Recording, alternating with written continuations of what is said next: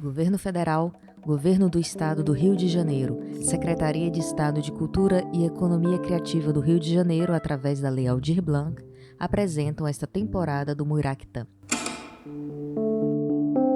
Olá, eu sou a Ana Morim e vou acompanhar vocês nesta temporada do Muiractã. Aqui vamos falar sobre literatura com a ajuda de quem escreve, pesquisa e lê.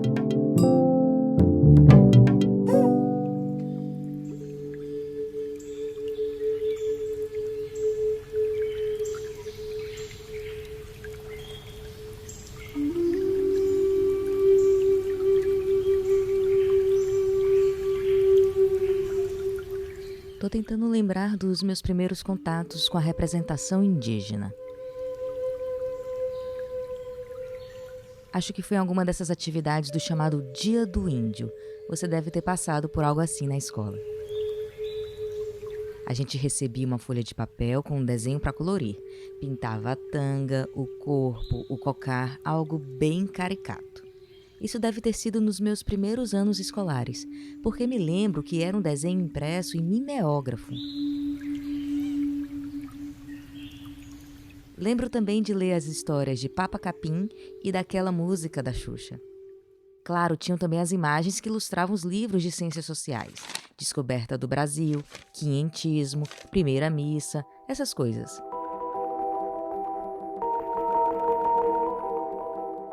E finalmente, na aula de literatura, aquele módulo de romantismo que trazia o indianismo. Como eu me lembro da professora falando dos amores de Ceci e Peri, a branca e o indígena que vivem uma história de amor no folhetim de José de Alencar, lançado em 1857. Aliás, só muitos anos depois eu fui saber que o Guarani já era conhecido dos meus ouvidos. Um pedaço da ópera de Carlos Gomes, baseada na obra de José de Alencar, está na memória de todo brasileiro. Basta ter ligado o rádio, em algum momento, às 19 horas.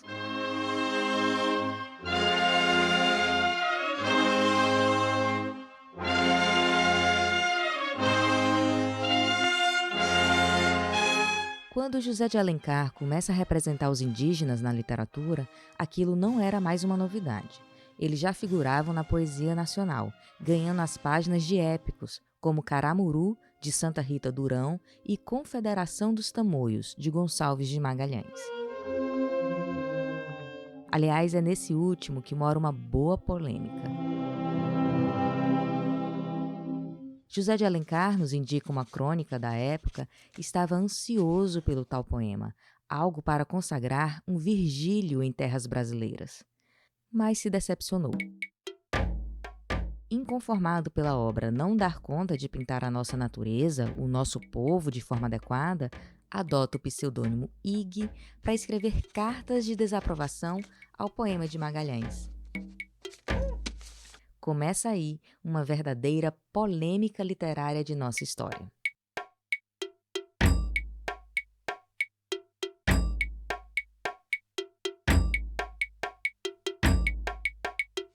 Quem respondeu às cartas, também em pseudônimos, mas para defender os versos do poeta, foi o escritor Manuel de Araújo Porto Alegre.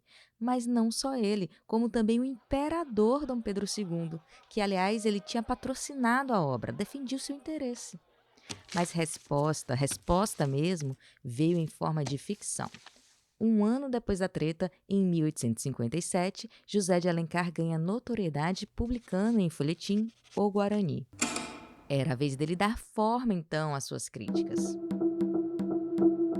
Alencar, então, continua a trazer a figura indígena em Iracema, de 1865, e Ubirajara, de 1874. Nicolas Tadashi é professor do ensino básico. Assim como quase todos nós, teve que ler um desses livros na escola, mas guardou na memória o heroísmo de Peri como um elogio.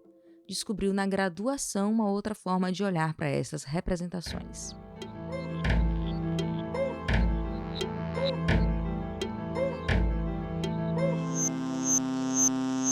Eu fui percebendo ali pelos professores na graduação que, por exemplo, a imagem que se fazia dos povos originários do território brasileiro era uma imagem um tanto quanto idealizada, e fui tentando perceber como que essa idealização era construída, talvez, por que, em que grau essa idealização acontecia ou não, quais eram as correspondências com anseios que estavam ligados a uma perspectiva europeia, né? Essa visão do outro como algo monstruoso ou como algo que precisaria ser ali algo exótico, enfim, algumas outras perspectivas ali dentro.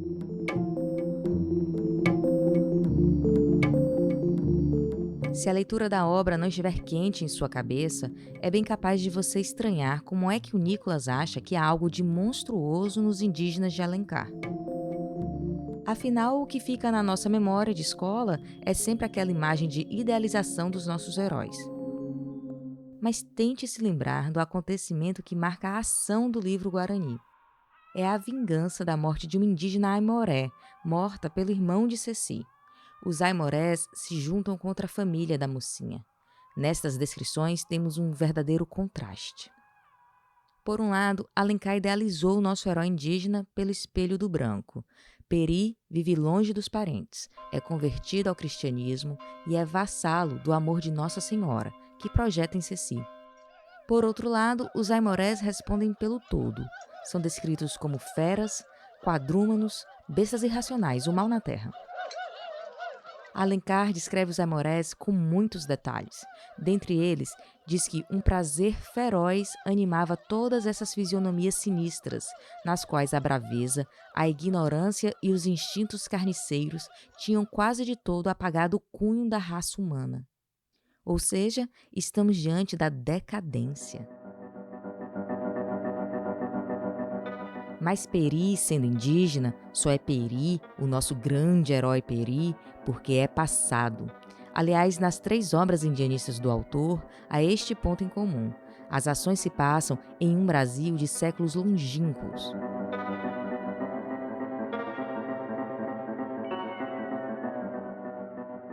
Quando você pegar o Guarani para ler ou reler, repare quando Peri aparece. É no 4º capítulo, chamado Caçada. Diz assim: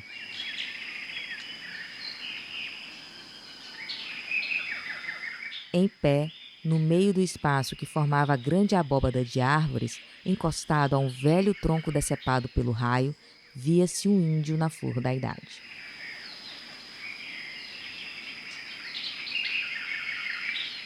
Alencar abre uma nota de rodapé em índio. Afirma que se trata de um exemplar da raça indígena antiga, em todo o seu vigor, e não degenerada como se tornou depois. Degenerados e até mesmo extintos.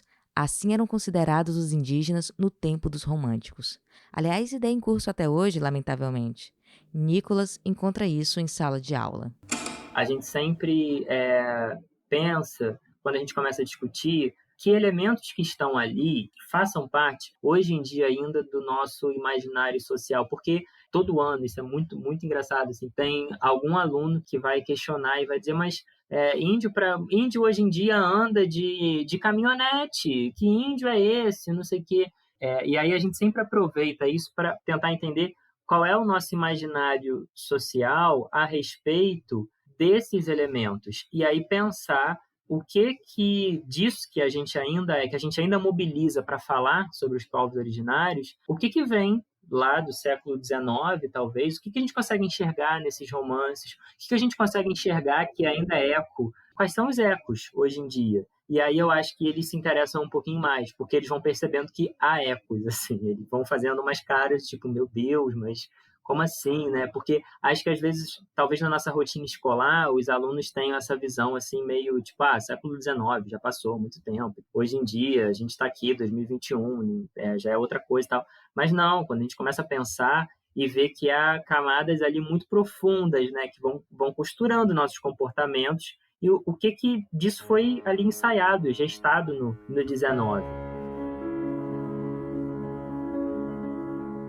O século XIX foi movimentado. vinda da corte, independência feita pelo filho do rei, imperador assumindo o controle aos 14 anos, por aí vai. Um cenário importante foi o Palácio de São Cristóvão, residência da família imperial. Posteriormente, o palácio vai abrigar o Museu Nacional, que antes funcionava no Campo de Santana. Acho que você conhece o fim dessa história, não é?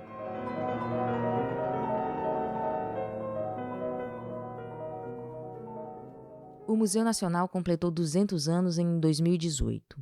Eu estava saindo de uma peça de teatro no Rio de Janeiro, voltando para Niterói, e vi ao fundo um clarão. Peguei o celular para saber o que estava acontecendo e não pude acreditar. O fogo tomou todo o palácio, a estrutura em risco, as exposições em cinzas, o acervo destruído. Mas o que isso tem a ver com o indianismo?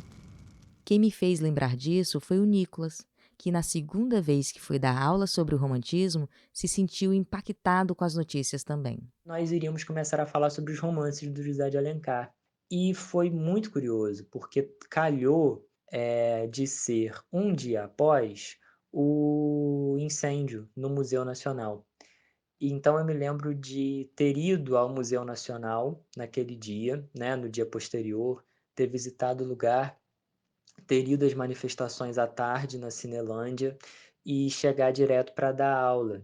E aí foi assim, foi uma experiência muito rica e ao mesmo tempo dolorosa também, porque eu comecei a aula com isso, assim, falando como era difícil num dia como aquele falar sobre um momento histórico que tinha uma questão ligada à memória, à historicidade, que nós iríamos falar de um autor que em termos de memória histórica foi importante, que nós discutiríamos inclusive se a tentativa de construção ali de identidades e de memórias era realmente fazia ecos na realidade ou não, mas que tinha essa ligação com esse aspecto, isso me lembrava um pouco o museu. Memória, história, de fato tem muito a ver com o que o indianismo de Alencar nos traz. Ele está ali nos contando a formação do povo brasileiro, evocando essa mistura entre o indígena e o branco. É pela ficção, mas uma ficção desejosa de ser memória, de ser história. Iracema, por exemplo, chamada de Lenda do Ceará, traz um argumento histórico, possui paralelos com episódios da invasão holandesa ao Brasil. E nessa de recuar ao passado, contando a origem do brasileiro pelo indígena e branco, você deve ter percebido que Alencar se esqueceu de alguém, não é mesmo?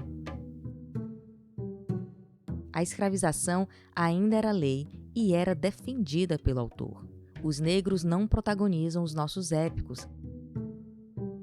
Não são ali romantizados e nem incluídos. Não estão em nosso Museu de Brasilidade. Então voltemos ao museu. O indianismo me recorda uma visita que fiz ao Museu Nacional. Entre uma exposição e outra, num vão perto de uma escada, eu vi 3 réplicas de indígenas que foram exibidos na Exposição Antropológica Brasileira de 1882, no Museu Nacional. 7 indígenas foram expostos vivos, depois de serem enganados sobre para onde estavam sendo levados. A cidade estava movimentada, empolgada, extasiada com o evento. Era a sua chance de ver um selvagem canibal, dizia a imprensa. Ali, vivos, eram os corpos lidos como objetos, como espetáculo e como passado. As histórias de Peri, bem como a de Iracema, se passam lá pelo século XVII. A de Ubirajara, antes da invasão portuguesa. No 19, os indígenas chegam a não constar no censo e são tomados como degenerados e coisificados para o entretenimento. E hoje, o que mudou?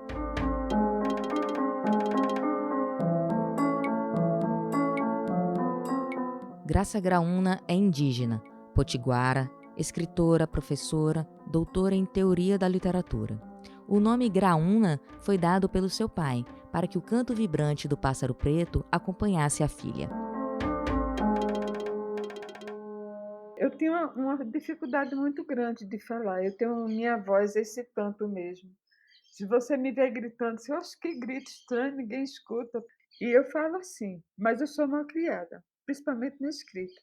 E graúna, o passarinho, é um bicho danado de malcriado, ciumento pra caramba, anda muito em bando, então tem umas características do pássaro. O fato de eu ter o cabelo escuro, essas coisas.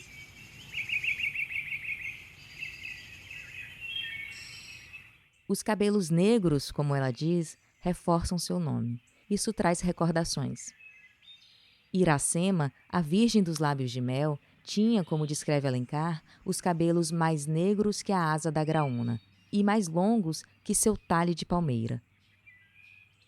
Essa descrição de Iracema é muito presente no nosso imaginário. O livro conta a história de amor entre a jovem Tabajara e Martim, o português que vive a olhar o mar relembrando sua terra natal.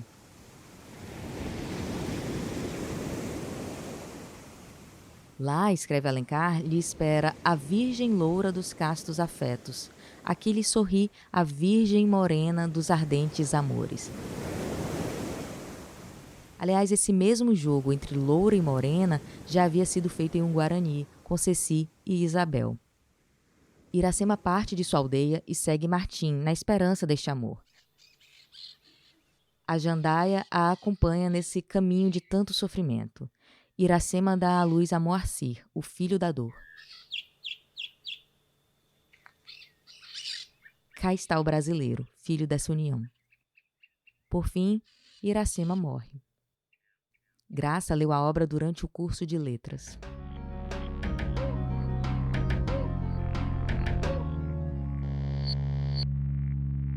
Estava fazendo letras, a graduação. Eu não gostava de ler Iracema. Ela parece um bibelozinho, um enfeitezinho, lá para atender as características românticas da Zoropa, vamos dizer assim. Aí o que é que acontece? A Iracema parece uma peruazinha. Depois eu vim gostar, depois de muito tempo, que eu entendi que o autor ele foi praticamente obrigado a escrever algo para fazer para entrar na competição de que o Brasil também tinha uma literatura romântica. Graça classifica o indianismo como um ponto não resolvido da história brasileira, com ecos presentes até hoje. Fico pensando naquelas representações dos indígenas que eu citei no começo desse episódio. Será que aquelas imagens que chegaram em mim são diferentes das imagens românticas? Ou possuem ao menos alguns traços dos personagens de Alencar? Tento pensar nas novelas, nos filmes, nas animações, nos livros. Será que há ainda muito de Peri, Iracema e Ubirajara nessas representações? O que a gente encontra nos livros didáticos é muito estanque, muito engessado. Está havendo uma retomada literária, uma retomada por meio da questão da língua, assim como você luta também pelo território. Porque quando a gente fala na terra, no território, na literatura escrita por homens e mulheres indígenas, é um processo de retomada. A retomada, como nos mostra Graça Graúna, está necessariamente ligada à existência. Portanto, a literatura indígena é feita também de demarcação de terras. O território aparece quase como sinônimo de língua e de criação, visto que aqui estamos falando de presente e pensando no futuro. Não estamos mais presos nos passados distantes que o século XIX imaginou. É o que Graça resume em algumas palavras. Eu, Graça Grão, digo que a literatura indígena é um modo de repensar a utopia como possibilidade de sonhar um mundo melhor.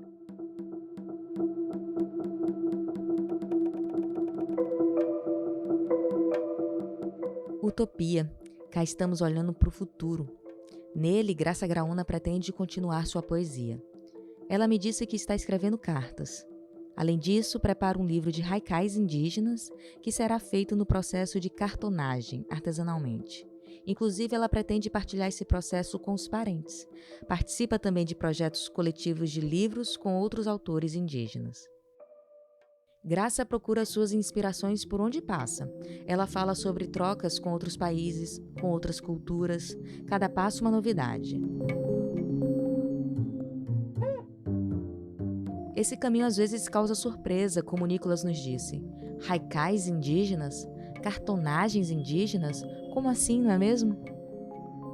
Assim, horas, porque as culturas estão em contato e em movimento, e ainda bem.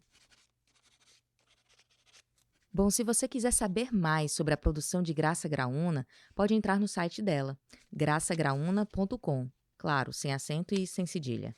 E se você olhou para sua estante e não encontrou nenhum livro de autoria indígena, confere o Instagram do nosso podcast, A Muiraquitã, que a gente tem postado dicas relacionadas aos episódios.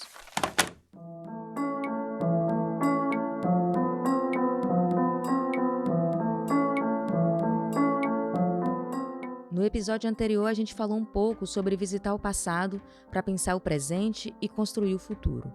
Então a gente fecha esse episódio com esse convite de abrir novas leituras deste passado, lendo nossos autores do século XIX com os olhos de hoje. É importante entender os arredores desses textos, estudar, criticar, relacionar e fica o convite também, por que não, de profanar, vai. Até a próxima.